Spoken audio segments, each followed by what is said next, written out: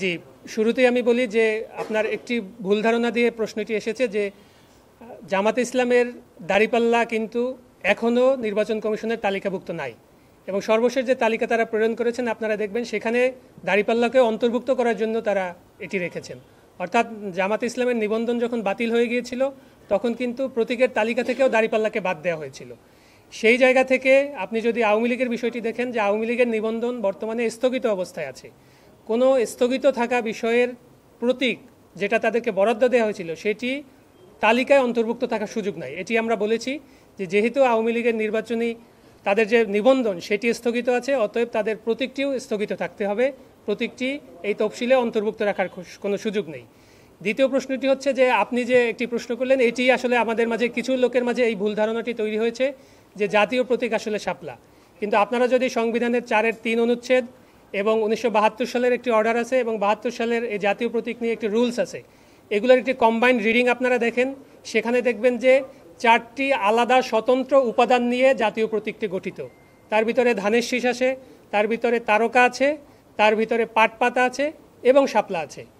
এই 4টি আলাদা উপাদানের মধ্যে ধানের শীষ আপনারা জানেন ইতিমধ্যে বাংলাদেশ জাতীয়তাবাদী দল বিএনপির প্রতীক, তারকা একটা দলের প্রতীক এবং পাট পাতা সোনালী আঁশ আর একটা দলের প্রতীক আছে। এছাড়াও জাতীয় ফুল হিসাবেও যদি আপনি এটাকে ট্রিট করেন, জাতীয় ফল কাঁঠাল আরো অন্য একটি নিবন্ধিত দলের। এসি কেনার কথা ভাবছেন? ভিশন দিচ্ছে যে কোনো এসিতে 15% নিশ্চিত ছাড়। এছাড়াও থাকছে মানি ব্যাক গ্যারান্টি নিশ্চয়তা প্রতীক হিসাবে রয়েছে। তো আমাদের এইখানে যে মিসকনসেপশনটি বারবার হচ্ছে যে জাতীয় প্রতীককে শাপলা হিসাবে ব্র্যান্ডিং করা হচ্ছে, কিন্তু জাতীয় প্রতীক আসলে শাপলা নয়। জাতীয় প্রতীক হচ্ছে 4টি আলাদা আলাদা উপাদানের সমন্বয়ে গঠিত একটি প্রতীক এবং সেখানকার মাপ কী হবে, সেখানকার রং কী হবে, সেখানকার ব্যাসার্ধ কী হবে, ব্যাসার্ধ রং কী হবে, এগুলো সবই 1972 সালের যে অর্ডারের শিডিউল এবং 72 সালের যে রুলস সেটার অ্যাপেন্ডিক্সের মাধ্যমে এটি সম্পূর্ণভাবে স্পষ্ট করা আছে। আমি আপনাদেরকে অনুরোধ করব যে সেগুলো আপনারা দেখবেন এই ব্যাখ্যাগুলো দেওয়ার আগে এবং সেগুলো দেখেই এই ব্যাখ্যাগুলো দিবেন। বিধিমালায় যেহেতু রাখেনি সেই ক্ষেত্রে আপনারা কমিশনের কাছে কি দাবি জানিয়েছেন ওই প্রতীক বিষয়ে এবং একই সঙ্গে কমিশন কি আপনাদেরকে বলেছে?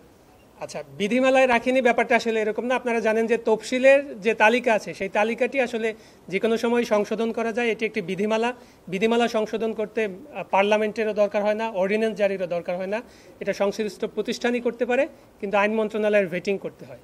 তো আমরা যেহেতু নৌকার ব্যাপারে আপত্তি জানিয়েছি এবং বলেছি যে নৌকাকেও এই লিস্টের ভিতরে রাখা যাবে না, তালিকার ভিতরে রাখা যাবে না, এটি করতে গেলেও কমিশনকে আসলে নতুন করে ওই তালিকায় এই সংযোজন বা বিয়োজনের একটা প্রসঙ্গ থাকবে। সেই জায়গা থেকে আমরা জাতীয় নাগরিক পার্টির পক্ষ থেকে নতুন একটা দরখাস্ত আমরা আজকে দিয়েছি যে আপনারা শাপলাকে বাদ দেওয়ার ব্যাপারে যে ব্যাখ্যাটি গণমাধ্যমে নির্বাচন কমিশন থেকে দেওয়া হয়েছিল সেই ব্যাখ্যাটি আসলে আইনগতভাবে একটি ভুল ব্যাখ্যার উপর দাঁড়িয়ে আছে। আমরা সেই জায়গাগুলোতে নির্বাচন কমিশনকে ব্যাখ্যাগুলো জানিয়েছি এবং স্পষ্ট করেছি যে আইনগত এটার কোনো বাধা শাপলাকে নির্বাচনী প্রতীক হিসাবে রাখার ক্ষেত্রে নাই। সেক্ষেত্রে আমরা নতুন একটি দরখাস্ত আজকে নির্বাচন কমিশনে জমা দিয়েছি যে শাপলাকে আগে এই প্রতীক হিসাবে তালিকায় অন্তর্ভুক্ত করা এবং জাতীয় নাগরিক পার্টি যদি নিবন্ধনের শর্ত পূরণ করতে পারে এবং নিবন্ধন দেওয়ার ব্যাপারে ইতিবাচক সিদ্ধান্ত গ্রহণ করে তখন যেন আমাদেরকে এটি বরাদ্দ দেওয়া হয়।